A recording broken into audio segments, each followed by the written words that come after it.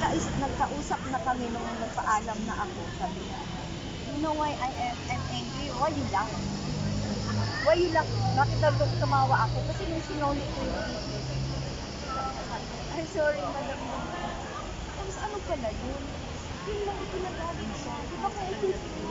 Tapos, ay naman, sabi niya, balik na nga yung ano ko sa'yo Ganun talaga pag sama-sama kayo. Tapos depende mo lang. Sa madaling salita, nakauwi na ako. Tapos nag-church na ako sa nung nakauwi ako, naghanap ako ng church. Doon napunta ka sa Victory. Hindi pa. Ang na nga namin no, si Colonel de Rayunan yung sa doon, sa church namin, sa 10th Avenue. Na-30 na sa Lord? Nung 30 tayo matapos. nung naman, naghanap siya ng sabi niya, sino dito ang walang trabaho, merong open na